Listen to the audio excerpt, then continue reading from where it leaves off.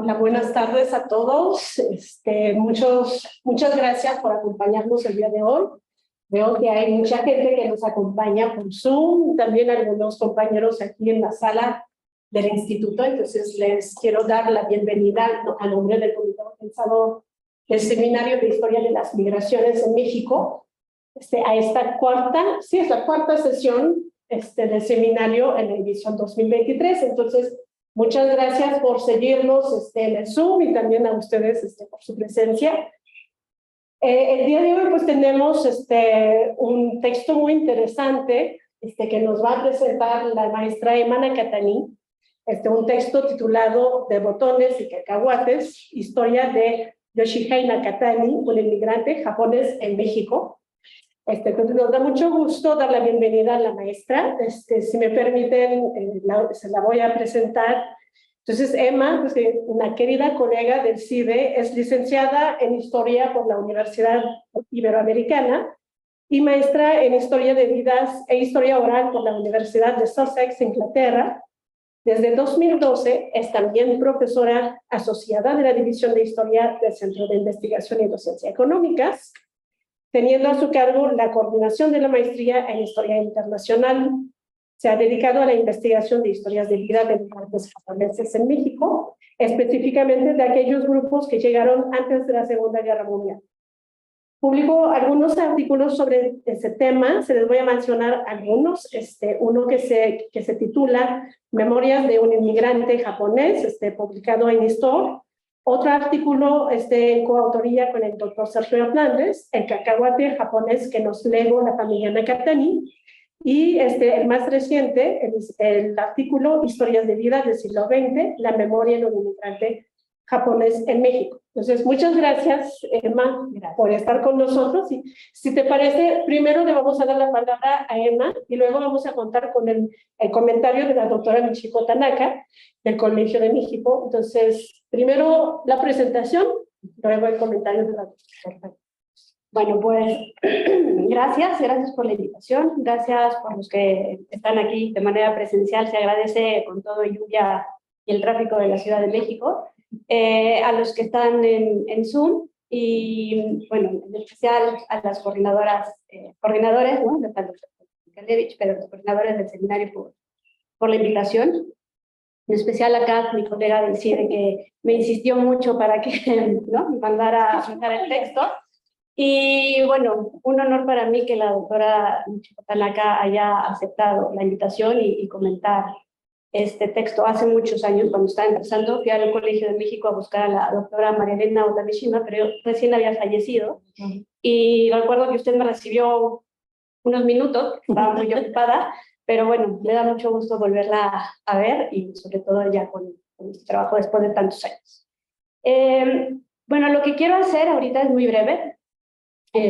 Partiendo de que se compartió el texto y ya se leyó, lo que quisiera hacer es presentar el libro, ¿no?, en general, cuál es el contexto de este libro, y después en específico el tercer capítulo, que es el que mandé para presentar en este seminario. Entonces, bueno, el libro, que como dijo Kat, se llama De botones y cacahuates, historias de Yoshihei Nakatani, un inmigrante japonés en México. Es un libro que terminé de escribir hace menos de un año, después de un largo proceso, con muchas porras de mis colegas del CIDE, en especial de la doctora Clara García, que está conectada en Zoom.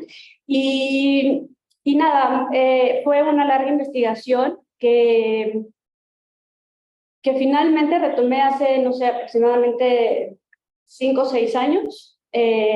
Y finalmente, después de mucho pensar, mucho investigar, etcétera, platicar específicamente con la doctora Clara García, llegué a la conclusión de hacer un libro de divulgación, ¿no? Un libro que presenta la historia de vida de un personaje que, si se dieron cuenta, obviamente es mi abuelo, y que gran parte del hilo conductor de este libro es que, uno, está basado en las memorias que él escribió cuando tenía 65 años, en 1975, y que a lo largo de los años yo fui profundizando, ¿no?, en el análisis con trabajo de archivo en la Secretaría de Relaciones Exteriores, en el Archivo General de la Nación, cuando tuve oportunidad de ir a Japón, me parece, en el 2018, y en el que además tuve la suerte de poder agregar los testimonios orales de 5 de los 6 hijos que tuvo mi abuelo, ¿no?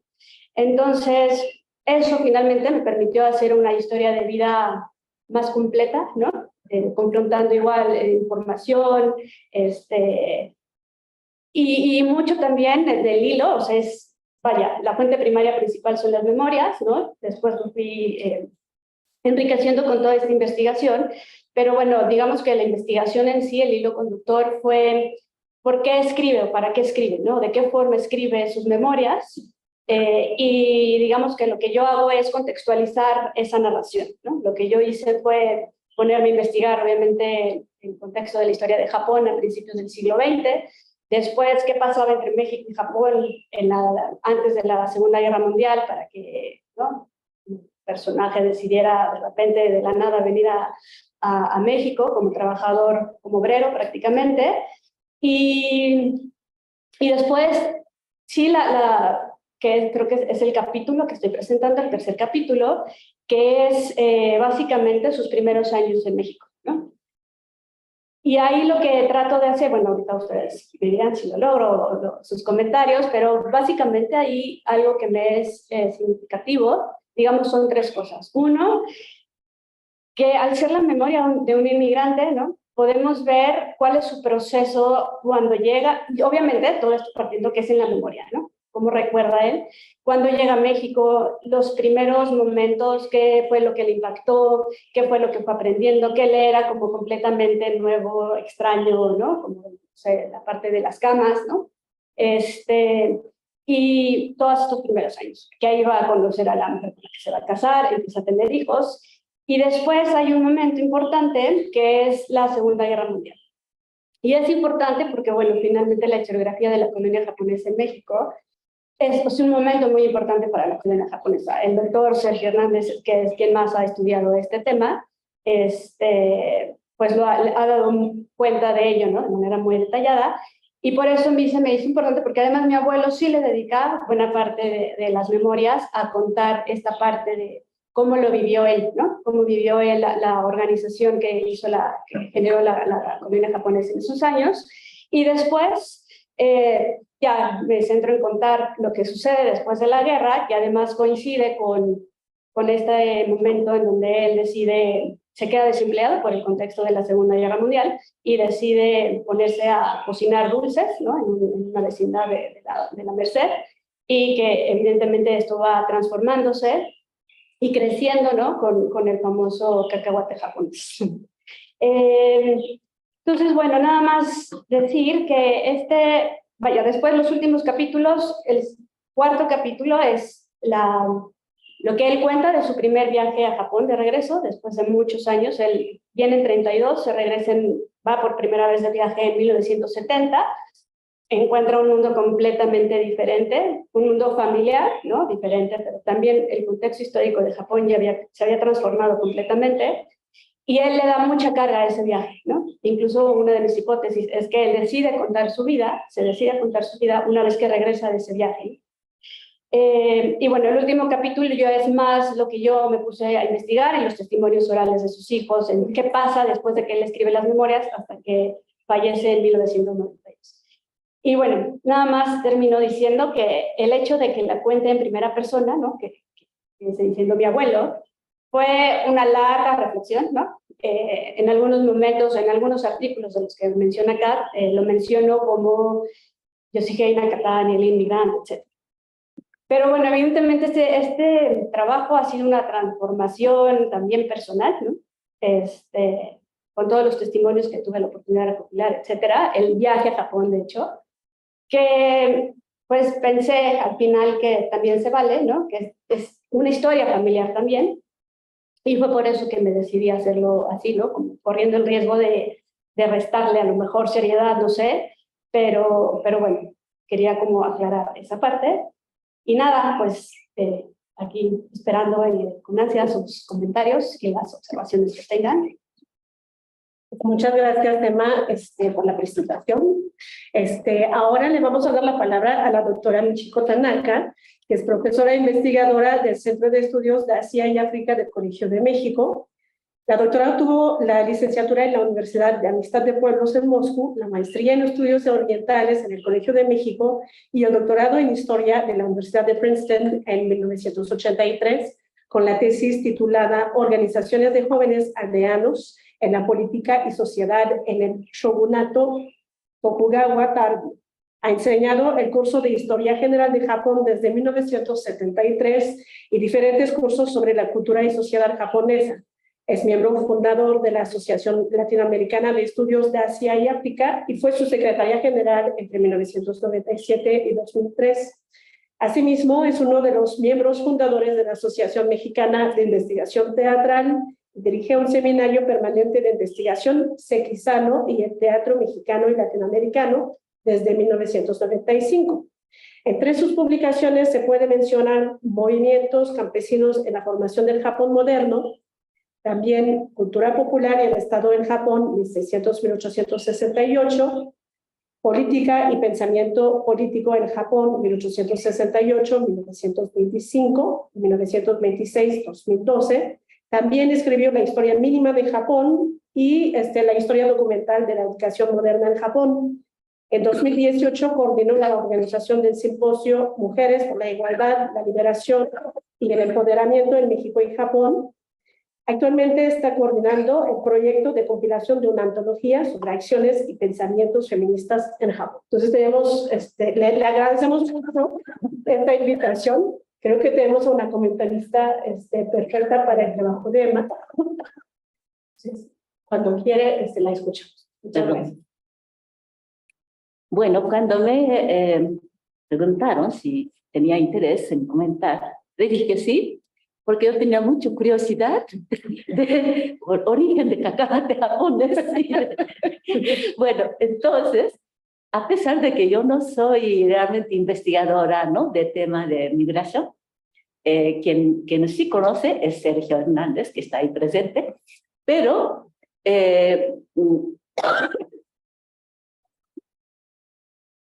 si hay un punto de conexión de japoneses que han venido a México, es que yo he trabajado, no sé, como 40 años, sobre vida y obra de Seki Sano, que es un director teatral que llegó en México como exiliado, o sea, ingresó a México como exiliado, y trabajó, básicamente, pues su creación y trabajo fue en México, y falleció en 1966, o sea, fue muy corta su vida en realidad. Y si no estoy equivocada por la información, uno de los hijos de este señor, Yoshio, de cantante, tomó curso o alguna pues clases tomó con Seki Sano. También hay varios como que artistas de la comunidad japonesa que han tenido cruce con Seki Sano. Al contrario de las leyendas de que Seki Sano no quería tener contacto con la comunidad japonesa y que estaba totalmente cortada. En realidad no lo es, sencillamente si hay alguien que tenía interés se acercaba, Seki Sano sí lo recibía.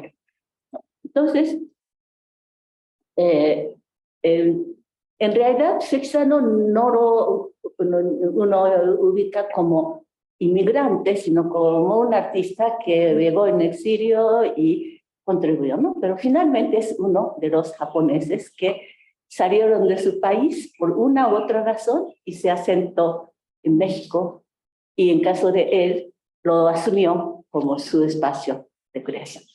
Entonces, bueno, tenemos algún punto de cruce. Ahora, a mí me pareció muy interesante leer la vida, y muy interesante es una parte de historia social, cultura popular de México, de una zona en que uno no tiene mucha idea, que es la Merced, ¿no? O sea, como hay toda una leyenda acerca de Merced y esa zona, pero como una persona inserta, vive y lucha y logra. Es una historia de éxito, si quieres, ¿no?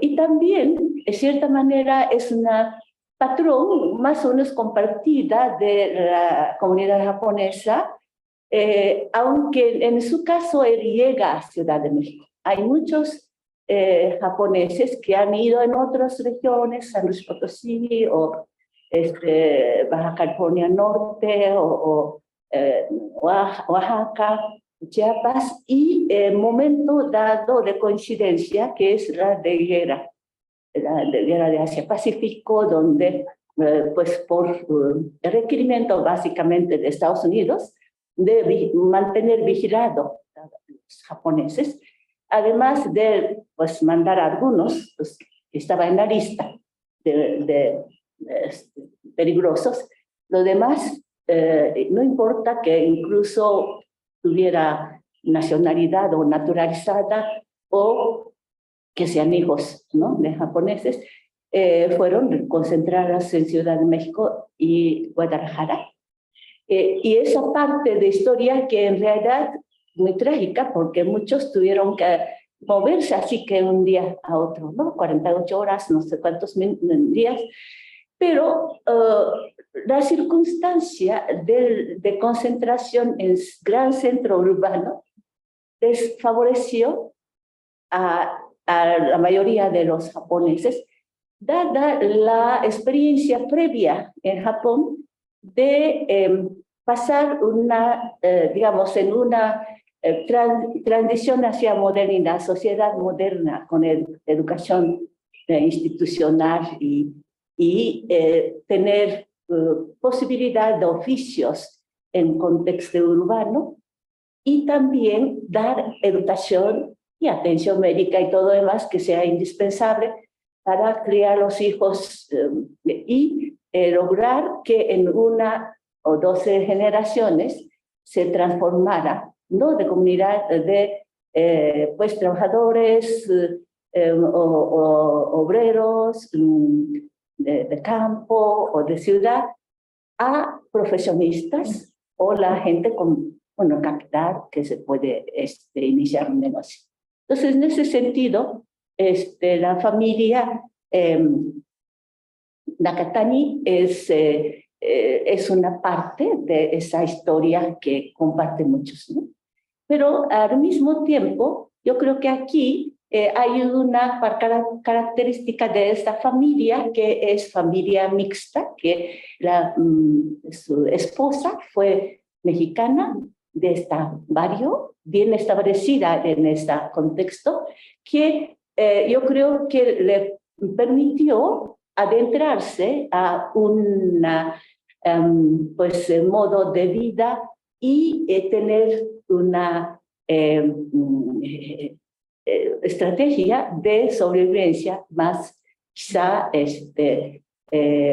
relativamente fácil por la vínculos de su esposa.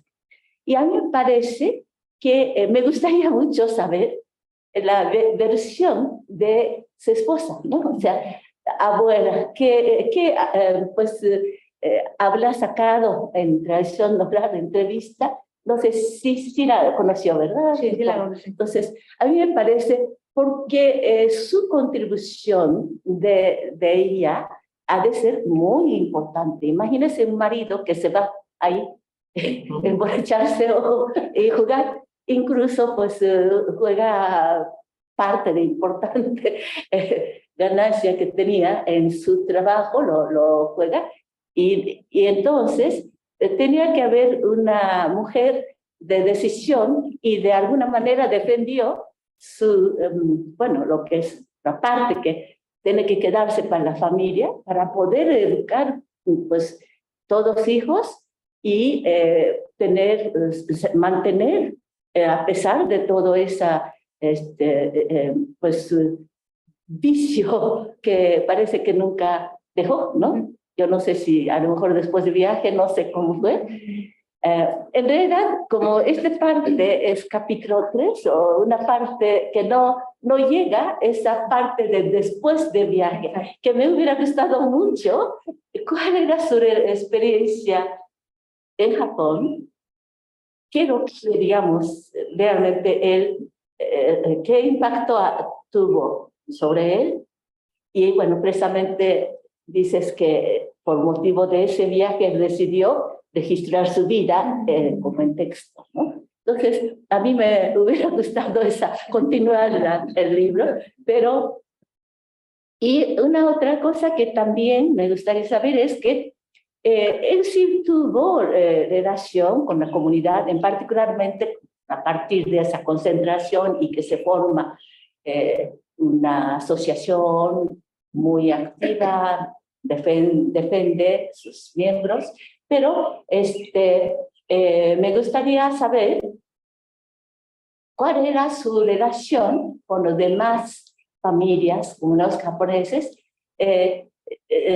Bueno, él tenía vínculo con la familia dirigente de la comunidad, que son de Kato, señor Kato de Nuevo Japón, pero durante la guerra hubo, especialmente a partir de la declaración de guerra de México contra los países de eje, pues no necesariamente el prestigio de las ciertas familias mantendría, ¿no? Que al contrario debería de cuidarse de no considerarse como una espías del imperio, dado que esto era un tema que pues precisamente estaba vigilado todos los japoneses. Entonces, ¿cuál era su relación? Tenía algunas familias cercanas, o, por ejemplo, hijos. Había escuelas, ¿no? Escuelas no como de ahora, que es el liceo todo en forma, pero entonces había varias escuelas de japonés y que muchas familias los enviaba. ¿Cuál era la relación con estas instituciones de la comunidad? Y cómo se veía ese matrimonio que no son de la misma etnia, ¿no? mismo grupo, porque pues hay concepto de gaijin, ¿no? Que no hay que casarse con gaijin, ¿no? O tratar de que si él mismo no, pero sus hijos se casara con algunos de ascendencia japonesa, por ejemplo, ¿no? Entonces, ¿cuáles serían sus deseos o sus recomendaciones? O a lo mejor eso no, él abstenía de intervenir en estas opciones, ¿no? Estas cosas también gustaría. Luego yo creo que sería interesante, eso ya también veo que en otro capítulo vas a aprovechar, pero es esa narrativa de cada hijo, ¿no? O cada nieto. O sea, ¿cómo se coinciden todas imágenes o hay algunas discrepancias? ¿Cuáles serían estas? Y bueno, me gustaría conocer, bueno, a partir de fuentes. Muchas gracias, doctora. Emma, ¿quieres responder algo antes de abrir la discusión? Luego pasaremos a las preguntas del público. Bueno, gracias, doctora. Primero, bueno, lo que tengo aquí anotado, la versión de la abuela, pues desafortunadamente no la entrevisté, ella murió, mi abuelo muere en 92 y mi abuela muere en 94. Pero bueno, lo que alcancé digamos, a recuperar con los testimonios ¿no? de todos mis tíos, pues sí, o sea, se ve de repente cuál era la visión de la abuela, y creo que lo que usted dice es muy cierto, ¿no? Al final es la historia de él, ¿no? Incluso las memorias él las titula historia de Yoshihina Ketani, algo así, pero en realidad, justo, quien le escribe en español es ella. Él le dicta y ella nota. Bueno, cuento rápido la historia. Él empieza a escribir en japonés, pero él nunca le quiso enseñar a sus hijos español, o sea, expresamente él no quiso. no pudo también, ¿no? O sea, uno de los argumentos de sus hijos es que pues el abuelo estaba muy ocupado sobreviviendo en México y como para ponerse a enseñarles. No sé, también fueron creciendo y algunos sí le pidieron que les enseñara japonés y él no quiso, ¿no? Entonces él empieza a escribir en japonés. Cuando lo ven, ¿no? Le empiezan a preguntar qué está haciendo. Él dice que es la historia de su vida y entonces sus hijos le piden que lo haga en español, que lo traduzca. La traducción. Él va a la colonia japonesa con las personas que conocía y cuando ven el texto le dicen que es un japonés muy antiguo, ¿no? Entonces que va a ser muy difícil que encuentre a alguien en México que le ayude con la traducción. Entonces lo que hacen justo es eso, que se sienta mi abuela con él, en el comedor de su casa, a escribir, ¿no? Entonces él le dicta y ella escribe. Obviamente ahí mi pregunta era de, pues, ¿qué le dictó a la abuela, no? O sea, muy probablemente no todo o medio cambiado. Hace unos años conocí a una profesora de japonesa, a una doctora, y ella le di yo el texto en japonés, la parte que yo tengo en japonés, y la parte de español. Y entonces ella hizo la lectura de los dos textos y entonces me decía que no, que sí, o sea, que básicamente sí es lo mismo, ¿no? Entonces ahí dije, bueno, ok. Pero sí, básicamente no hay la versión tal cual de ella, porque al final ella escribe lo que él le dictaba. Y algo que se me hace muy interesante y que creo que es importante y que en algún momento lo nombro, pero a lo mejor faltaría hacerlo con más énfasis, es el papel de la abuela, ¿no? O sea, al final justamente es ella, ¿sí? ¿No? La que está ahí, ¿no? Desde que están, él con sus problemas ¿no? Del vicio, etcétera, ella es la que siempre está ahí al tanto de él, o la que en todos los testimonios de mis tíos está, ¿no? Como ella es la que ve lo de hacer las máquinas para hacer los dulces, va a cobrarle y a vender a los, porque es la que habla español, es la que sabe en dónde conseguir mejores materias primas más baratas, ¿no? Entonces, ¿no? Claro, entonces sí, claro que ella es un papel mucho más importante del que se logra ver. Entonces sí, eso sí es un papel clave. El viaje de Japón, él también le dedica mucho espacio a este viaje y la forma en la que él lo cuenta es como, por eso es mi tesis, ¿no? De que él cuando regresa de Japón es cuando por fin le ve sentido a su vida, porque justo las memorias todo el tiempo está hablando que si el juego, y que se desaparecía, y que le costaba mucho dejar el vicio, etcétera, y que iba más allá de él. Y es cuando regresa a Japón, incluso sus hijos son los que toman la decisión de que vaya a Japón, ¿no? Él ya no quería, sus hijos le dicen sí, pero por sacarlo del vicio, ¿no? Como una solución de que se distraiga, le dan dinero para que se vaya a Japón. Y para él es muy importante porque sí, regresa, obviamente va a ver a su familia en la isla y es recibido pues como el héroe, ¿no?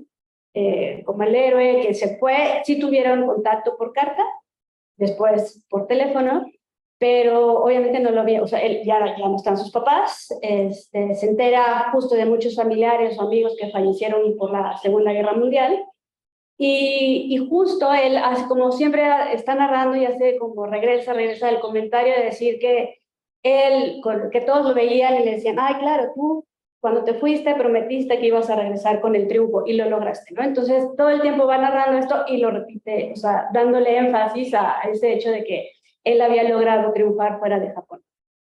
Y entonces, bueno, eso es por la parte del viaje, que justo les digo, el rey va en 70, en 75 se pone a escribir su vida, y siempre como con ese sentido de superó los problemas, las dificultades de la vida. En Japón, en México, sufrió mucho, pero finalmente logró tener una familia, un negocio exitoso, etc. Su relación con las familias de la colonia japonesa, sí, él tenía mucho contacto.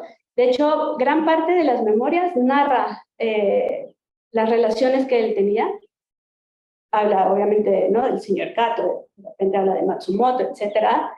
Pero mi impresión, porque él nunca lo dice, siempre como que mantuvo una línea con su familia, ¿no? O sea, como que justo su familia. Mi hipótesis es que el hecho de ser hijos de una mujer mexicana, pues no era lo mismo que ser hijos de una mujer japonesa.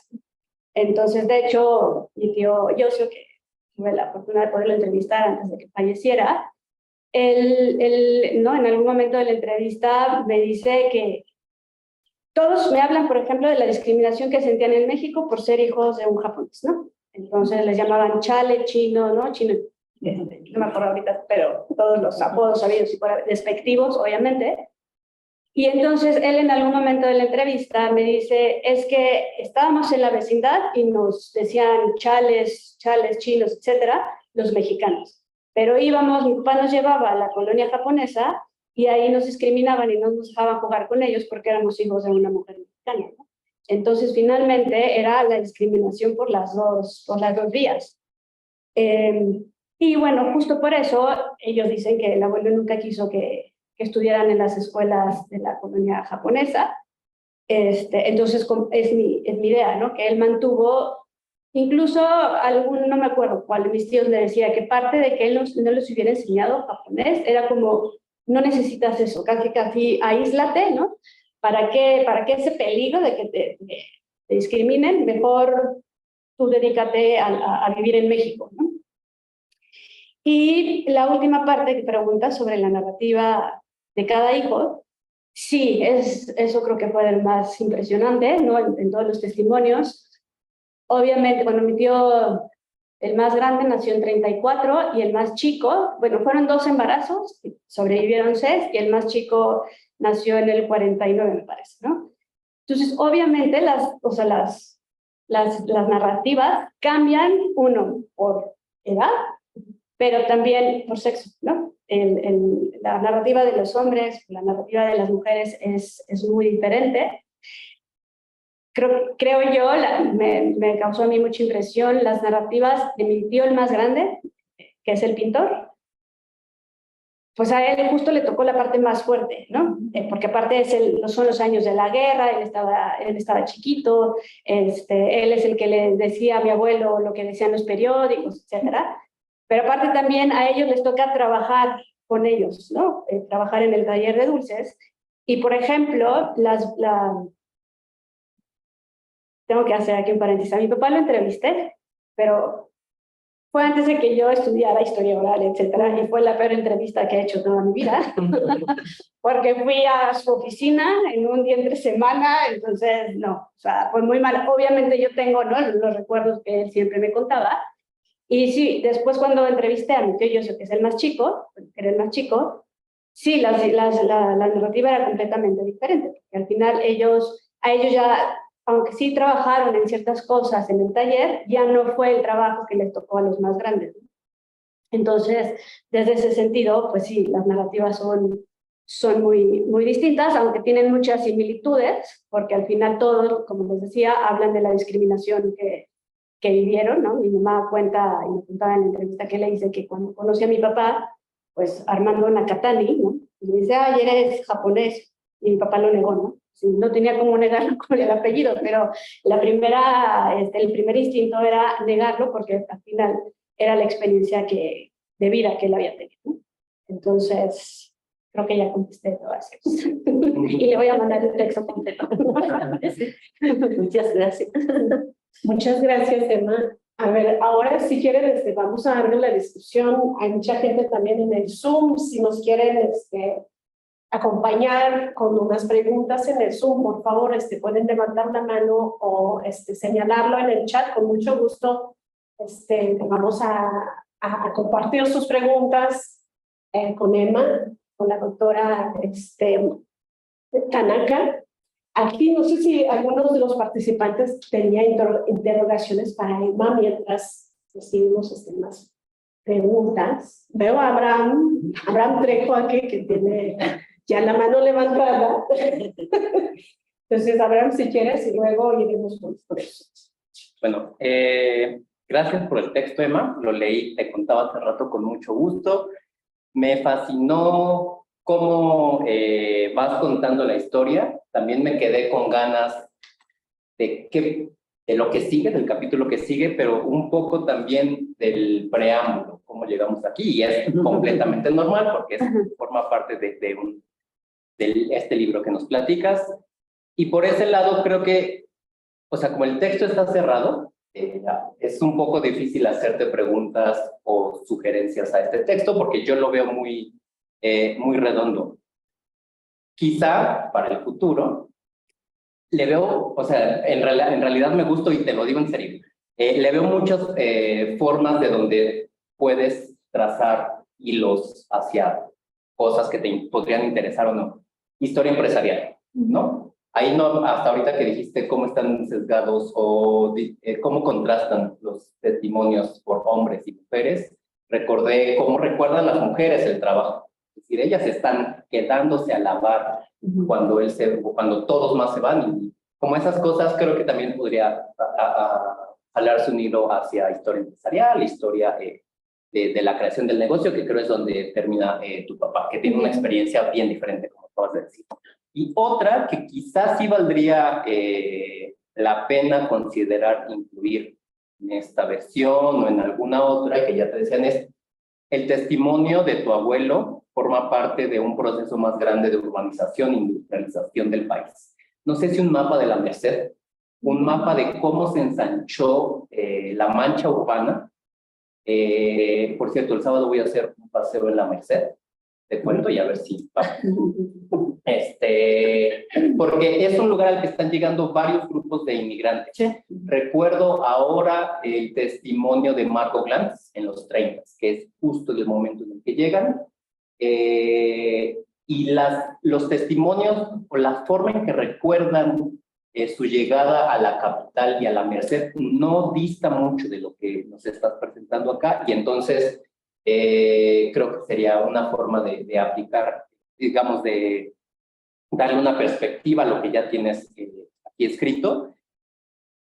Y me llamó mucho la atención que parte de este proceso de urbanización, que es una familia encontrando su lugar físico, económico en este ensanchamiento, es también, me acuerdo que encontraron un crédito por un banco del Estado, ¿no? Es parte de la industrialización del Estado mexicano de ese momento, y también los vicios. No sé si sabes a dónde se iba a jugar, para saber ubicar, porque estamos siguiendo la vida de estos señores, ubicarlo físicamente, a jugar, a pensar lo que sea que hacía, ubicar a la familia en estos espacios en un mapita creo que ayudaría bastante para entender cómo creció la ciudad. Si antes se iba a jugar en algún lugar cercano y luego creo que se iba cada vez más lejos, donde estaba la comunidad, donde se encontraba con otros inmigrantes japoneses. Creo que ese sí, a lo mejor, y ya valdría la pena considerarlo. Desde mi punto de vista, puedo estar muy equivocado. Y tenía dudas más bien de la metodología. Ya platicaste un poco más de por qué escribió.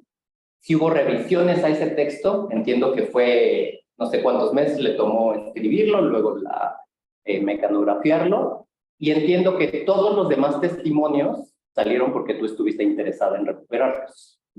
Eso también creo que es importante, saber en qué contexto hablaron. Bueno, para quien está así, como yo leí me quedó un poco duda de en qué contexto y por qué quisieron hablar y por lo tanto qué quisieron contar, ¿no? Que seguro está en otro capítulo y en la introducción, pero a mí aquí me quedó duda y quería que nos platicaras un poco de eso. Y había otra cosa, por lo que comentó la doctora Michiko Tanaka de la versión o el testimonio de la esposa. No sé si hay una versión o testimonio de la familia de la esposa. Por ahí apuntas algo de al principio no estaban de acuerdo y por eso se escaparon, pero ¿y después qué pasó? Es decir, ya que le fue bien a la familia después de varios años. ¿Hay alguna versión de la familia de la esposa de este matrimonio? No sé si tenía hermanas, hermanos, o estaría también interesante saber ese contraste. y tengo otros, pero luego, luego platicamos. Perfecto. Pero felicidades, me gustó un montón. Gracias. Veo, Emma, que hay una pregunta en el chat. Si te parece, vamos a tomar la pregunta que hay en el chat y luego para que puedas responder a Abraham. ¿Quieres? Dale. Déjalo, sí, Irina, por favor. Bueno, es de Tamara Prado. Ella dice, mis preguntas son como alguien que no pertenece a la comunidad japonesa y como investigadora. ¿Cómo acercarse a los archivos familiares de estos Nikkei? Ya que entiendo que es difícil compartir situaciones familiares. Asimismo, lo es el tema de la concentración de la Segunda Guerra Mundial. Es un tema complicado de tocar, ya que en las familias Nikkei de mi región es una temática de la que no se habla. ¿Nos puedes decir desde dónde nos estás escribiendo, Tamara, para entender bien lo de tu región, por favor?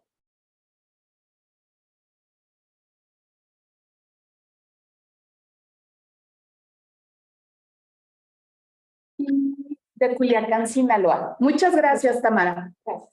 Entonces, Emma, podemos ir con esta primera ronda y luego... Bueno, muchas gracias, Abraham, por los comentarios. Pues sí, evidentemente, o sea, creo que la historia tiene como muchas líneas, ¿no? Historia empresarial, historia familiar, historia oral, historias de vida, ¿no? Entonces, sí, justo también es como imposible, ¿no? Abarcar o profundizar en todas, pero bueno, justo en el preámbulo es lo que digo un poco, ¿no? O sea, como todos los puntos en los que se puede abordar este texto.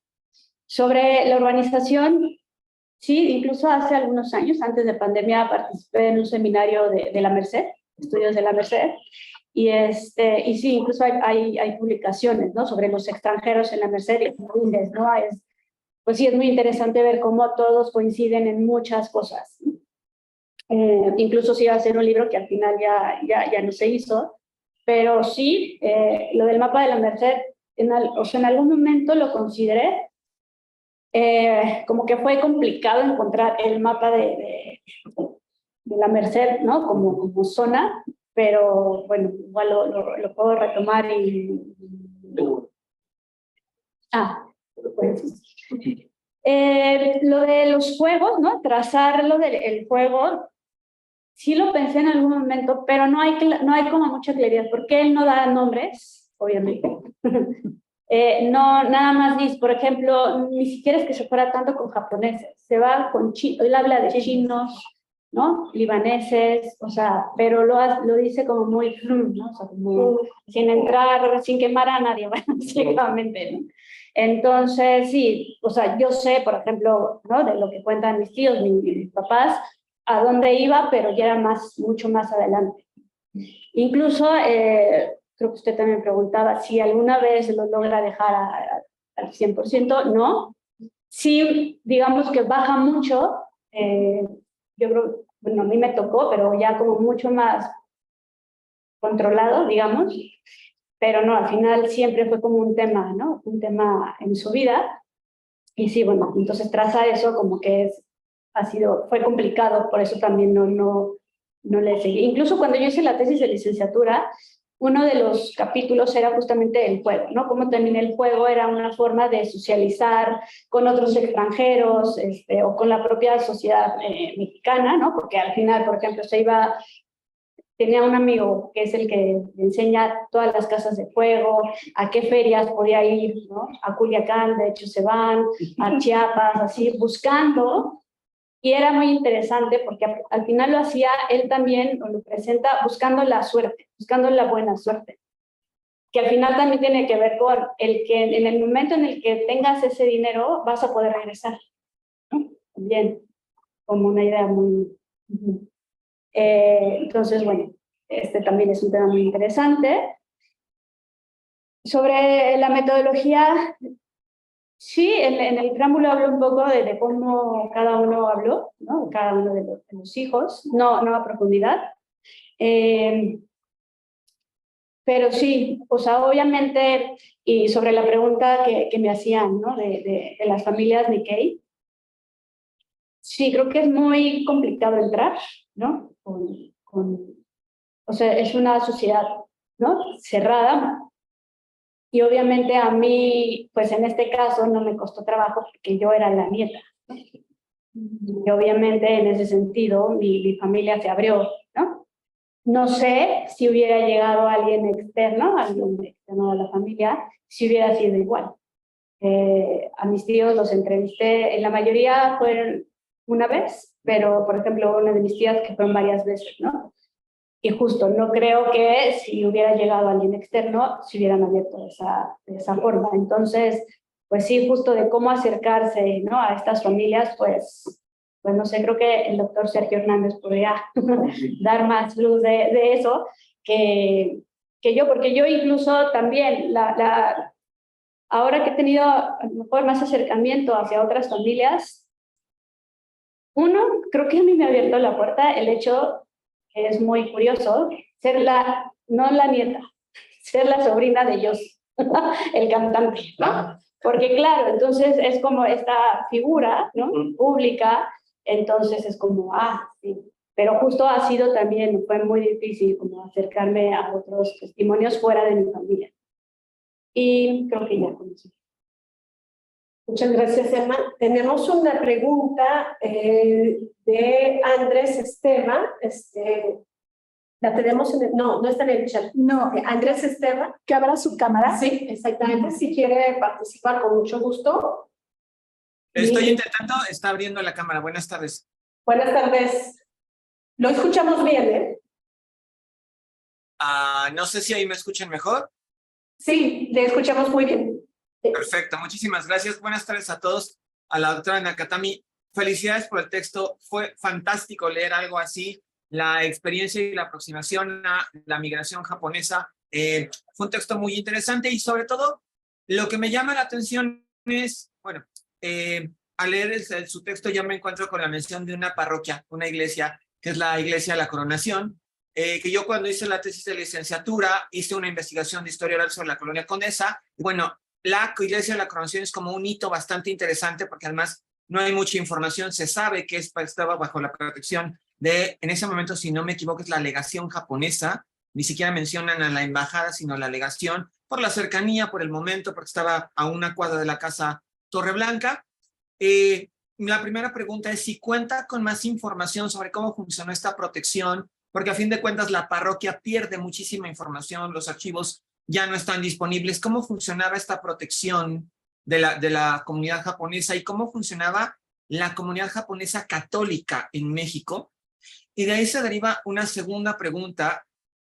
¿Cómo se vive la religión, sobre todo cuando es una persona conversa? Porque usted menciona que la conversión al catolicismo facilita un poco la integración con la familia mexicana, pero ¿cómo funciona esta comunidad japonesa católica? Porque a fin de cuentas estamos hablando de México en 1930, 40, o sea, incluso hasta los 50, pertenecer a la Iglesia Católica facilita para muchos migrantes un proceso de pues integración. Para los libaneses era mucho más sencillo ser maronita que ser ortodoxo.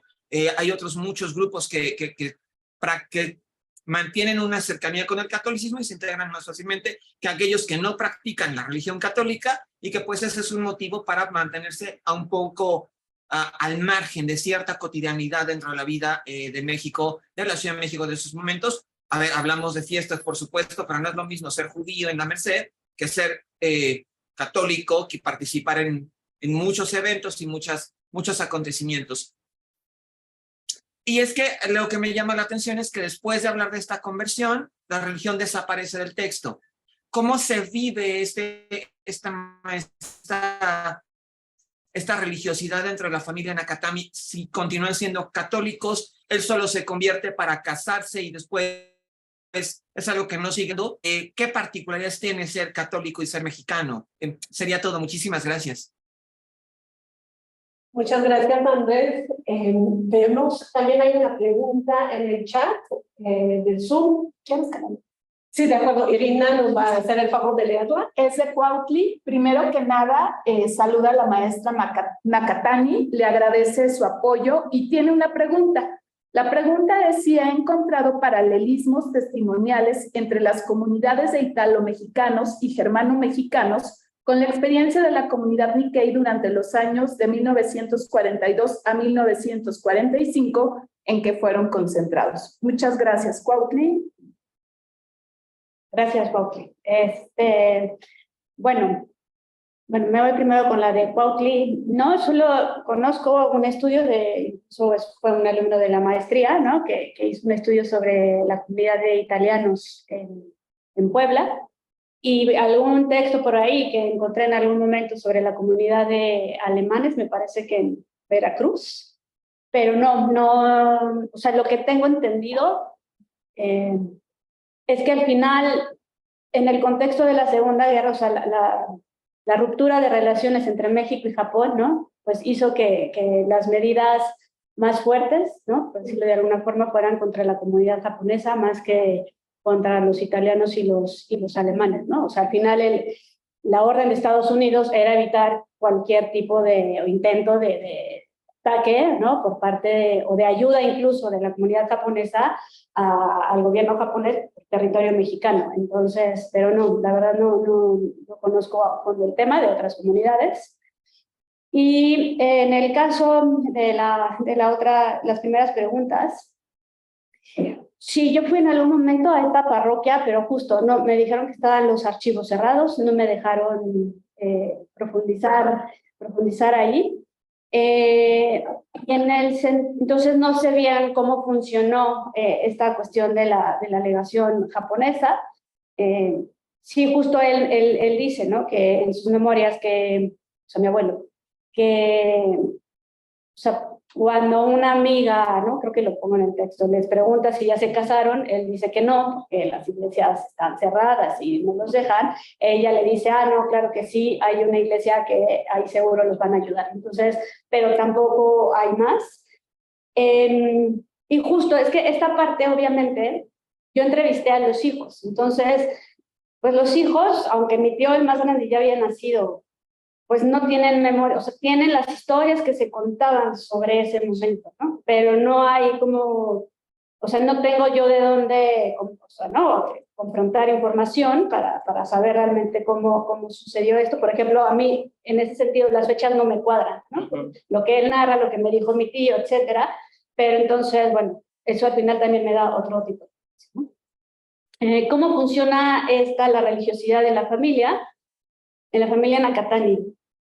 Evidentemente sí, la religión católica fue ¿no? Un factor muy importante. Y obvio, yo estoy abordando la historia del abuelo. Pero un poco, ¿no? Como decía la doctora Tanaka, o sea, aquí el enganche a la comunidad, a la sociedad mexicana es la abuela, es la familia de la abuela, ¿no? Entonces sí, él tiene, o sea, incluso en las memorias, no, más bien en las memorias, tengo un portafolio que era de él, en donde tenía muchos documentos y él cargaba para todos lados. Y ahí tiene muchas oraciones, ¿no? De estos católicos, ¿no? Que iba, o sea, se ve que se los daban y como que los iba echando, pero también era cierta religiosidad, ¿no? Para él de estar pidiendo que le fuera bien en el juego, sus hijos, su familia, etcétera. Entonces, incluso yo puedo decir que, bueno, en mi familia obviamente siempre tuvimos más tradiciones, obviamente, mexicanas.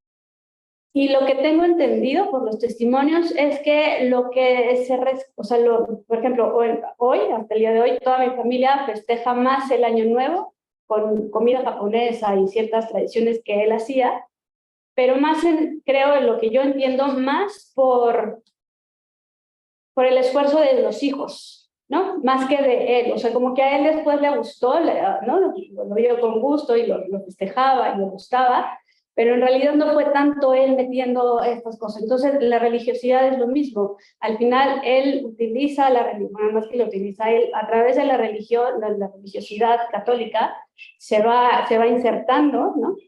Incluso yo no tengo como algún testimonio si era totalmente budista o que hacía como budista, que es lo que sale en el registro ¿no? de extranjeros. Yo lo recuerdo más y la familia lo recuerda más teniendo rituales católicos, ¿no? Entonces, pues sí, evidentemente la religiosidad fue un elemento importante. De hecho, lo que me comentaban, se bautiza, ¿no? O sea, como en este hecho de, pues sí puedes casarte con mi hija, siempre y cuando te bautices y te cases, ¿no? Te cases con ella. Entonces, pues ya creo que es la Gracias, Emma. Tenemos también unas preguntas aquí en la sala. Primero, Gerardo, y luego Irina también quería preguntar algunas cosas. Le damos la palabra. Gracias. Emma, primero, mucho gusto. Yo también me quiero sumar a las felicitaciones. Es un texto que me gustó, que disfruté. Y yo tengo algunas preguntas concretas y sugerencias. La primera es que me quedé con la duda, supongo que eso lo tratas en los capítulos anteriores, acerca de la primera esposa. O sea, después de lo que mencionas en este capítulo ya no vuelve a aparecer, y me gustaría sobre todo ver cómo fue esta relación o el encuentro entre tu abuelo con esta primera esposa. Otra segunda pregunta que me surgió es si en algún momento tu abuelo buscó naturalizarse como mexicano. Hay unas cuestiones de precisión también en tu trabajo, cuando hablas acerca de la minoría de edad de tu abuela, especificarlo para ese momento cuál era la minoría de edad, si eran 18 años o era otra edad, ¿no? Regresando también a esta cuestión que nos mencionabas acerca de esta discrepancia que te encontraste entre las narraciones con las fuentes históricas, y en particular en la página 11 cuando hablas acerca del acta de matrimonio, que mencionas que no coincide, porque el acta que ellos se casaron el 25 de mayo de 1935, que por cierto mañana supongo que van a estar de fiesta, pero ahí no me queda claro porque mencionaste que su hijo Carlos nació en el 34. Supongo que quieres decir que en la narración ellos mencionan que se casaron en 1934. Bueno, eso yo creo que sí debería quedar más especificado, porque si ahí como que no encontré mucha claridad en la redacción. En cuanto a las sugerencias, mencionabas al inicio de tu presentación que una de tus fuentes fue el Archivo General de la Nación. Entonces, mi pregunta es si consultaste el fondo de la Dirección de Investigaciones Políticas y Sociales, porque en este fondo sé que hubo un seguimiento por parte de los agentes de la Secretaría de Gobernación durante esta época de la Segunda Guerra Mundial, no solamente contra los japoneses, sino también contra italianos y los alemanes que radicaban en México, y sobre todo que se hicieron muchas investigaciones. Entonces hay expedientes de varios extranjeros. Entonces no sé si de casualidad por ahí hayas encontrado algo, o había también, se elaboraron padrones o censos de estos inmigrantes. Entonces no sé si se haya localizado algo que te haya ayudado en la investigación.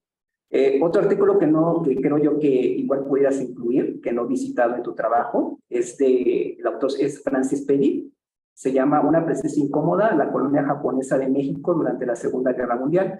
Es publicado por la revista de Estudios de Historia Moderna y Contemporánea, y es del 2006.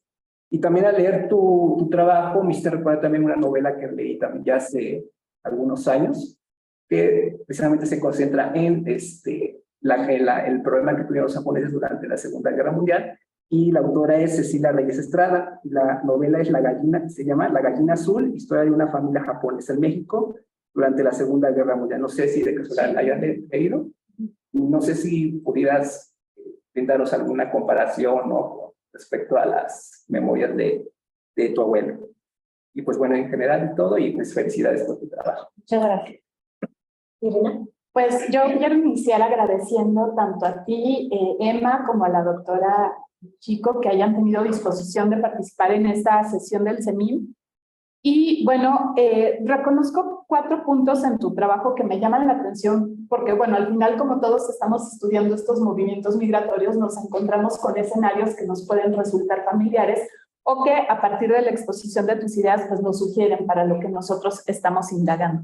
Primero, la cuestión de la adaptación y transformación, ¿no? Esta plasticidad del migrante, que creo que queda muy bien mostrada con todo lo que ya nos has expuesto y en el capítulo, ¿no? O sea, el hecho de decir, yo convivo con la gente que está viviendo al lado, el hecho de decir, yo concedo y me caso por la religión que es importante para la familia de mi esposa, y cómo eso se enlaza con una serie de emociones, sentimientos. Estaba pensando en la lealtad, la honorabilidad, también este conjunto de emociones negativas que tienen que ver con la pérdida del dinero, o sea, la frustración, la desesperanza y la desilusión. Justo en este momento en el instituto estamos llevando a cabo un ciclo de conferencias sobre cómo podemos historiar las emociones, ¿no? Entonces yo encontré un capítulo muy rico en torno a la forma como tú a partir de estas entrevistas has logrado desentrañar no solo una experiencia o un día a día, sino lo que la gente iba sintiendo frente a lo que era la vida y las decisiones que tomaba. Esa parte me parece especialmente rica.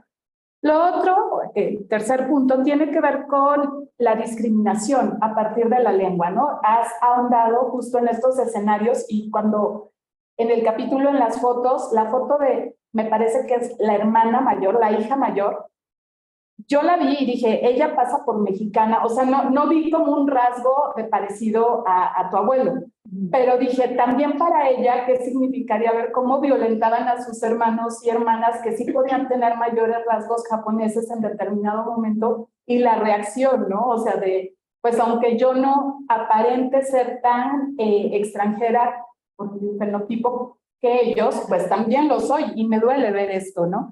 Entonces, bueno, eso me pareció que también tiene que ver con la decisión de tu abuelo de decir, no aprendan este idioma, ¿no? Y que pasó mucho en los Estados Unidos justo cuando se vuelve un motivo de exclusión para los niños mexicanos en las escuelas el que hablaran español. Y como muchas familias hoy en día explican que pierden el español por esa violencia, ¿no? Por esa discriminación a la que no querían ver sometidos a sus hijos y pues por lo tanto la solución es ya no hablemos en español, ¿no? Que se pierda. Por último, un dato que tiene que ver con estos aspectos del desarrollo económico, industrial y agrícola que se daba en México, lo del arroz en Morelos. A mí me sorprendió muchísimo porque hoy por hoy, en un ejercicio que yo les pedí hace años a mis alumnos de Historia de México, veíamos que una de las pocas zonas agrícolas arroceras en el país, en el altiplano central, pues es Morelos. Y creo, según tu texto, que tiene mucho que ver con la llegada de japoneses a esa geografía, ¿no? Algo que ignoraba completamente más comprando mi paquete de arroz que dice Morelos. Yo pensaba que era algo muy arraigado en la región por otras razones. Me impresiona mucho que tuviera que ver con esta migración. Entonces, bueno, muchas felicidades, Emma. Muchas gracias. Muchas gracias, Emma. ¿Quieres responder ahora y luego pasamos a las preguntas? Porque sí tenemos algunas participaciones en el Zoom. Bueno, muchas gracias por los comentarios. Sobre las dudas, sobre la primera esposa, pues no hay mucha información después. Él nada más, o sea, justo él, bueno, cuando habla que se entera que ella le escribió al hermano en Japón para pedirle esta carta en donde queda liberada, es lo último que dice. Cuando regresa a Japón, medio deja ver que sus amistades le contaban, ¿no? Incluso entre mis primos, ¿no? De repente era de, ay, no, sí, dicen que la vio, no sé, ¿no? O sea, realmente no tengo información, ¿no? Certera sobre qué pasa con ella. Si buscó naturalizarse, él no dice nada al respecto. La esposa de mi tío, el mayor, ella era maestra, entonces mi abuelo siempre sintió como mucho respeto, ¿no? Porque era maestra y entonces ella se acercaba siempre a él y le preguntaba. Entonces, cuando yo la entrevisté a ella hace muchos años, ella me decía, ¿no? Me dio como la anécdota que él le dijo que él no se había querido naturalizar, porque lo sentía en su cosmovisión no es por conveniencia, ¿no? O sea, yo soy lealtad a mi país, pero también no solo por sacar un beneficio me voy a naturalizar mexicano, ¿no? Entonces yo amo a esta tierra, siento mucho respeto por México y justo por eso, ¿no? Ella fue lo que él me contó, que justo como fue muy pensado en no naturalizarse, porque lo que también creo es que sus hijos en algún momento le decían que sería más fácil ciertos trámites legales, ¿no?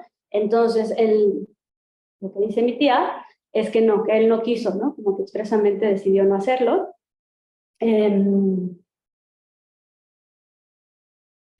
bueno, sobre lo que dices de las discrepancias en la redacción, sí, justamente esa es una de las partes, lo del acta de nacimiento y la fecha en que nace mi tío, sí, hay justo lo voy a revisar porque yo misma me confundo, ¿no? Porque traté de buscar como que era lo más cercano a la verdad, a la realidad, y no logré entender. Y bien, sobre los textos, el de la gallina azul lo leí hace mucho, la verdad no, o sea, recuerdo que es sobre la Segunda Guerra Mundial, y lo de Francis, sí, de hecho yo cuando yo empecé la maestría en la UNAM, estudié con mi compañero, y entonces, incluso él está ahorita en Japón, y de repente nos escribimos, hace poco me mandó un alumno, y sí, él hace su tesis de maestría fue justamente sobre la comunidad japonesa en México. Sí, ¿verdad? Sí, muy bien. Tenemos entonces en el Zoom, tenemos primero una pregunta de Corina en el chat. También le vamos a dar la palabra a Carlos, Carlos Carranza, ¿no? Que también levantó la mano, y terminaremos con una pregunta de Estel en chat también. A ver, no veo muy bien. ¿Quieres que las lea? Sí, por favor. Bueno, sí. primero vamos a leer la de Corina. Corina manda saludos, dice que es de Cuernavaca, Morelos. Recuerdo los cacahuates nipón, pero ya no los he visto y los he buscado. ¿Qué es de ellos ahora? No sé si lo mencionaron, una disculpa si me perdí esto. Y la siguiente pregunta es de Ixchel Velázquez. Ella primero le da una felicitación a nuestra expositora. Previamente dice, escuché que es un texto de divulgación y tengo la duda de si se tocan los antecedentes de su abuelo en Japón, en qué región nació y creció y su contexto social y familiar. Además, quería preguntar si hay algún modo de saber qué fue de las familias que se tuvieron que concentrar en Guadalajara y el Distrito Federal, si existe algún texto documental donde se pueda leer si volvieron a sus negocios o cómo les afectó el traslado. Mil gracias. Muy bien, y tenemos en lista también está Carlos, y veo que también el doctor Sergio también levantó la mano. Perfecto, entonces Carlos, si quieres encender el micrófono, te podemos escuchar. Dice que no puede hablar. Entonces, si quiere escribir la pregunta en el chat, y mientras nos comparte esta pregunta, podemos tomar también la observación de Sergio Hernández. Entonces, mientras esperamos la pregunta. Entonces, doctor, sí, si quiere participar. Bueno, pues buenas tardes a todos. Yo nomás solamente quería pues felicitar a Emma por su texto, que es muy, muy importante, y bueno, ella ha ido contestando una serie de preguntas, y qué bueno que ya terminó finalmente este libro que tenía ahí siempre pendiente. Bueno, quiero nomás precisar y señalar algunos aspectos que creo que se desprenden como puntos de interés del seminario y de lo que escribió Emma. Brevemente, el texto de Emma es muy rico porque se puede abordar desde distintas formas y abordajes. Como ella, bueno, lo mencionó, es parte de la historia de la migración japonesa, pero también es la historia de México, es la historia de la Segunda Guerra Mundial, es la historia de un contexto particular de guerra que a veces se toca poco, pero que es muy importante para entender este periodo. Se conoce muy poco la persecución sobre los japoneses en México, y es parte esencial de la guerra a petición de los Estados Unidos para concentrarlos. El problema de identidad creo que también es muy importante para abordarlo de una manera mucho más compleja. Las identidades no son pegotes que los inmigrantes traían, sino que, bueno, pues se van formando a lo largo del tiempo. Esto es muy importante, como dice Emma, sus tíos tienen distintas perspectivas, depende cuando nacieron.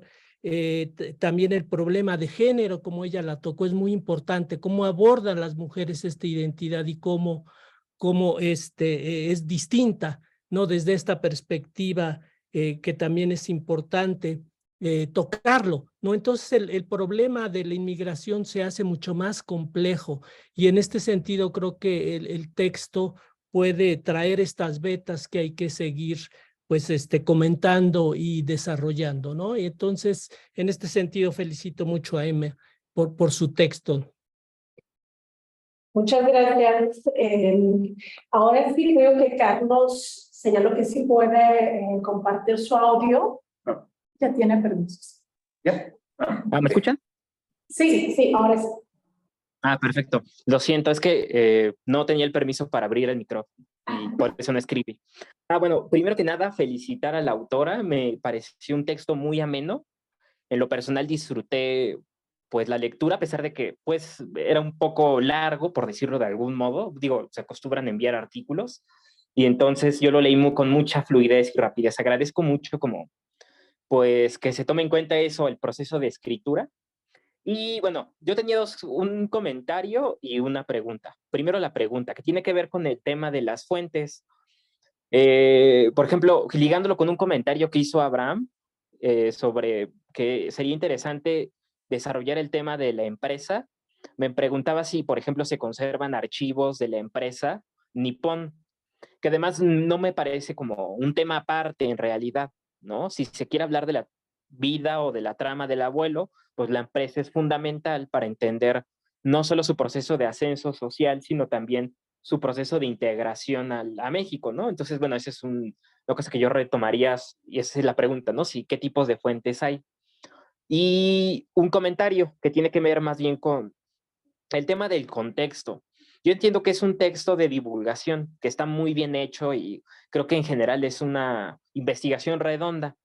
A lo mejor por a veces no querer aburrir al lector, no se incluyen ciertos datos, pero creo que daría mucho sabor también a la narración, por ejemplo, integrar más del contexto general de México en el periodo porrevolucionario, por ejemplo, el tema de la crisis, pero también, por ejemplo, estaba pensando en un detalle que hubo en la narración de la investigación que tiene que ver con el tema del racismo, ¿no? Y como, bueno, ya lo han comentado varios aquí, pero por ejemplo, no, a mi juicio no es solo ocurría que la sociedad mexicana fuera racista, ¿no? Sino que también en esos años los migrantes mexicanos, los migrantes de muchos lados, no solo japoneses, libaneses, chinos, estaban sufriendo una política de discriminación y de exclusión por parte del Estado mexicano, ¿no? Entonces a mí me parece interesante como también incluso para diferenciar la experiencia japonesa de otro tipo de migraciones, pues meter un poco más de contexto, a lo mejor no mucho más, a veces creo que con un párrafo o una oración para mencionar el tema, pues bastaría. Y en general, bueno, eso es lo que tenía que decir. Muchas gracias por la exposición y bueno, ya cierro el micrófono. Muchas gracias, Carlos. Emma, si quieres, te damos la palabra y iremos con una última ronda para concluir. A ver, de las primeras, lo que me preguntaban los antecedentes del abuelo, sí, eso lo abordo en el primero y segundo capítulo. Él nace el 30 de abril de 1910, nace en una pequeña isla, Awaishima, que es una isla muy chiquita que está enfrente de Osaka y Kobe. Nace en un contexto, bueno, en donde la isla se está industrializando. Por lo que él dice, su papá era como, digamos, como comerciante, ¿no? De repente comerciaba ganado, de repente lo que se le ponía enfrente. Y bueno, su mamá obviamente era ama de casa. Es un contexto pobre, ¿no? De mucha pobreza, sobre todo por momentos. Él empieza el texto narrando un contexto como, sí, muy desolador, ¿no? O sea, de no teníamos que comer, y todo esto va con el contexto de Japón, ¿no? Después de la Primera Guerra Mundial. Y bueno, sí estudia, ¿no? Que es esta política japonesa de abrir la educación, desde finales del siglo XIX, ¿no? a toda la población. Entonces sí estudia, no termina, pero sí, incluso lo que yo en algún momento digo, o sea, alcanza a estudiar por lo menos para escribir, ¿no? Entonces, justo por eso puede escribir su vida más grande.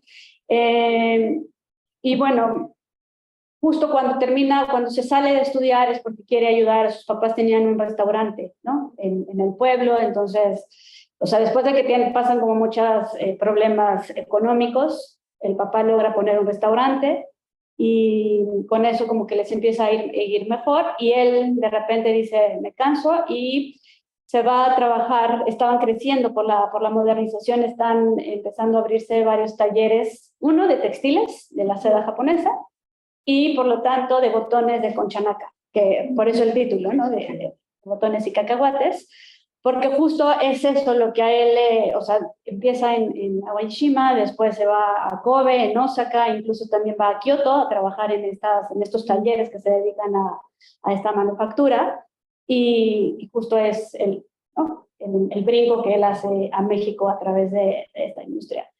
Sobre las familias en la Segunda Guerra Mundial, ¿qué les pasa? Pues, o sea, los textos del doctor Sergio Hernández, ¿no? Abordan como mucho esta temática, ¿no? Varias familias en este contexto. Lo que mi abuelo cuenta es que muchos sí regresan, o sea, lo que decía la doctora Tanaka, la gran mayoría de los japoneses en ese momento vivían en el norte, ¿no? Porque era la frontera con Estados Unidos. Muchos de ellos llegan incluso con la idea de, como no pueden entrar a Estados Unidos, pensando que si se quedan viviendo ahí, eventualmente van a poder llegar a Estados Unidos. Es cuando se llega a la Segunda Guerra Mundial, y por eso también es el miedo del gobierno estadounidense, ¿no? Que estas familias que están en el norte de alguna forma sean espías del gobierno japonés, y entonces por eso da la orden de que se concentren en Guadalajara y en la Ciudad de México.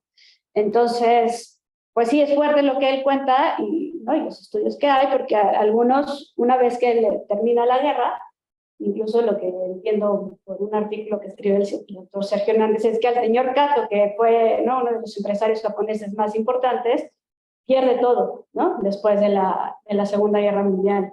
Y eso les pasa a muchos japoneses porque literalmente, como les anulan las garantías individuales, pierden, y cuando regresan, pues ya no les regresa nada, ¿no? Entonces, justo es como volver a empezar. Entonces, unos sí se regresan, otros ya, muchos se quedan en la Ciudad de México. Entonces, bueno, eso con respecto a esto. ¿Y qué pasó con Productos Nippon? En los 70s, cuando después de que el abuelo va a Japón, como su gran preocupación es que quién se va a quedar a cargo del taller, y entonces, pues su hijo, el más grande, es pintor, entonces le dice, no hay forma. El más chico, que era Yosio, le dice, no, yo soy cantante, lo mío es la música. Y creo que sí, eso sí lo pongo en algún momento, ¿no? Las mujeres, como que la idea es, bueno, ellas trabajan incluso con sus esposos, ¿no? Y digamos que el que queda es Armando, que fue mi papá, y él estaba estudiando contaduría pública. Entonces, él, ¿no? Como que fue el elegido, él también, ¿no? Al principio como que no quería mucho, ya después decide que sí. Y digamos que a él le toca la segunda etapa, ¿no? La etapa de llevar que es el capítulo 4, que es lo que sigue, que es como hacer más grande el taller. De hecho, él es el que decide que se salgan de la Merced, de la vecindad, para llevar el taller a un nivel ya de industria, ¿no? En la colonia Granjas, México. Y finalmente, bueno, mi papá fallece en 2006, quedan a cargo mis hermanas y vendieron hace 6 años, 7 años, por ahí, ¿no? Como que obviamente fue una decisión difícil, pero bueno, también, ¿no? Por muchas circunstancias, fue la mejor decisión en ese momento. Entonces, sí, todavía existen. Lo compra La Costeña, ¿no? Entonces se hace una empresa mucho más grande, pero claro, también como recuerdo en ese momento queda en una empresa mexicana, ¿no? O sea, como que también era algo... ¿Y hay archivo? ¿Hay archivo? Hay archivo. No como tal, yo me quedé algunos documentos cuando yo estaba redactando toda esta parte, justo, ¿no? Gran parte de lo que yo pongo en el último capítulo es por lo que me cuenta. Mi papá fue el que se quedó trabajando, pero después llegó una de sus hermanas, Graciela, trabajar todo el tiempo con él. Entonces, la que me iba dando como todos los datos de qué iba pasando, qué fue pasando, todo fue ella, porque justo, ¿no? Yo preguntaba si habían los documentos nunca patentaron, pero si había de cuando registraron la empresa, etcétera, eso no está, ¿no? Entonces sí hay un archivo, pero no, o sea, por lo menos para mí no fue como de gran ayuda para esta parte, o sea, para la última parte de cuarto capítulo. Muy bien. Muchas gracias. Hay otras preguntas. Veo a Abraham que también tiene la mano levantada y en el Zoom también de Ana Laura Vázquez. Entonces, quiero que lo lea. ¿De acuerdo? Bien, el comentario de Ana Laura Vázquez Martínez es en principio una felicitación a la maestra de Nakatani. Espera con muchas ansias el libro y quiere decir que fue su alumna en la maestría de Historia Internacional, donde Emma imparte una materia que se llama Historia Oral y aborda el tema de la metodología que le han preguntado en el seminario y cómo tratar este tipo de investigaciones por medio de entrevistas, diarios, etcétera. Fue una materia muy enriquecedora y seguramente ella dice en la introducción del libro debe estar toda esta ruta metodológica. Sí, muchas gracias, Ana Laura. Efectivamente, Emma es la encargada de la historia oral en la edición de Historia del CIDE, entonces, por supuesto, contamos con su expertise. Abraham, te doy la palabra. Sí. Y si hay otras preguntas, pues nos pueden transmitir por este medio. Yo también voy a tener unas observaciones, pero primero... Es una pregunta nada más. ¿Por qué dices que te interesa problematizar la memoria? ¿Qué hay de los silencios? Creo que ahorita con lo que nos viste platicando, identifiqué un par de aspectos, el de las apuestas, que llaman de los vicios. Me parece que es central. Lo refiere, pero o sea, sí, y lo citas y tal. Y lo conecto con algo que dijiste y una pregunta que anoté en el texto, que es, ¿él quiso regresar? Más allá de la visita, que le pagaron ya, entiendo que fue tu papá, parte de la decisión. Pareciera que el vicio era tu boleto de regreso. Y eso así en el texto no me quedó hasta ahorita que lo dices. Si es un silencio, ¿no? Te pregunto. A lo mejor valdría la pena reflexionar. Y el otro, no sé si en la memoria, en el texto no aparece tanto, cuando vemos la memoria colectiva de la comunidad, no solo la japonesa, la alemana incluso, la Segunda Guerra Mundial es central para la formación de la comunidad. Y aquí, te pregunto más hacia la memoria, ¿es central? Porque aquí pasa en 2 o 3 páginas. No es algo así, hay otras cosas, y entiendo ese texto, pero es más mi pregunta si así es un silencio de la memoria, es un silencio de algo que él no quiso hablar, porque hay veces de cosas de las que no se quiere hablar en testimonios, memorias, entrevistas, etc. Mi pregunta, todo eso, perdón, para decirte, ¿qué hay de los silencios? Porque creo que también es importante para... Sí, totalmente. Lo que estás haciendo. Y justo creo, o sea, los silencios, yo asumo que los hay en el texto, ¿no? En el texto que él escribe. Incluso creo yo que de repente esos silencios corresponden también a que él está dictando las memorias a su esposa, ¿no? Y obviamente en las entrevistas no los noté tanto, sé que los hay, a lo mejor por cosas que yo sé, ¿no? Creo que, o sea, hay pues no sé si ventaja, pero un punto a tomar en cuenta es que yo soy la nieta, ¿no? Yo soy parte de la familia, o sea, al final soy un integrante de la familia y justo eso también me lleva a lo último que dices. Él sí habla mucho más de la colonia japonesa, pero justo uno de los conflictos que yo tenía era, en algún momento era, ¿qué tanto él quería publicarse? ¿No? Entonces, ¿qué tanto yo me estoy metiendo más allá de lo que él quería hacer, ¿no? O sea, yo no creo que él haya escrito esto con la idea de que se iba a publicar, sino que era como un ejercicio para él mismo, para dar sentido a su vida.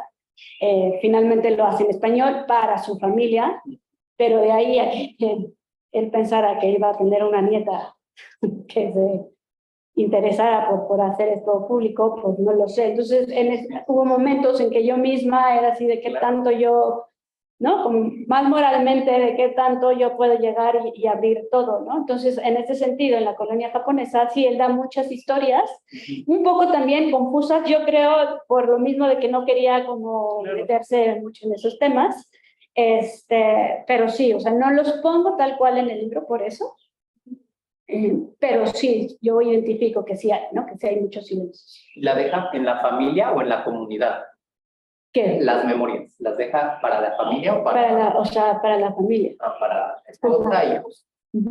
Pues es que él nunca, o sea, lo que entiendo, lo que yo fui rescatando y como el rompecabezas que fui haciendo es que él lo hace, se queda en la primera, o sea, la historia de cómo yo las encuentro es, estaba ya estudiando la licenciatura y un día voy a un cajón y abro y había un folder, literal, así un folder, con unas hojas mecanografiadas. Y empiezo a leer y empiezo, pero era la segunda parte, digamos ya la parte que él está en México, poquito antes de la Segunda Guerra Mundial. Entonces no entendía, pero pues veo que menciona a mi abuela, ¿sí? Entonces voy con mi papá y mi papá me dice, pero muy, sí, es la historia de Nani, le decíamos Nani.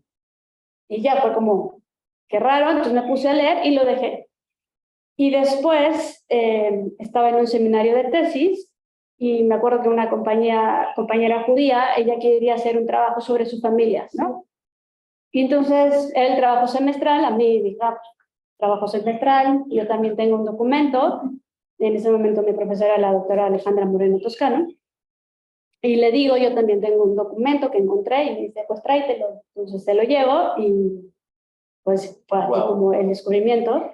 Y con eso me puse a investigar con mi familia y entonces es cuando una de mis tías me entrega este primer cuaderno, que es el que está escrito con la manuscrita de mi abuela, que tiene la primera parte, o sea, empieza diciendo, ¿no? Mi nombre es Tatán, así no sé cuándo, y termina, o sea, termina un poco antes de que comience el otro. O sea, hay unas hojas que se pierden, lo que yo infiero es que no es mucho por la secuencia de lo que va narrando, pero entonces lo que yo entiendo de esta segunda parte mecanografiada es que entre mi tía, la esposa de la maestra, la esposa de Carlos, y mi tía Graciela, que ella sabía mecanografía, ellas hacen esta segunda parte, ¿no?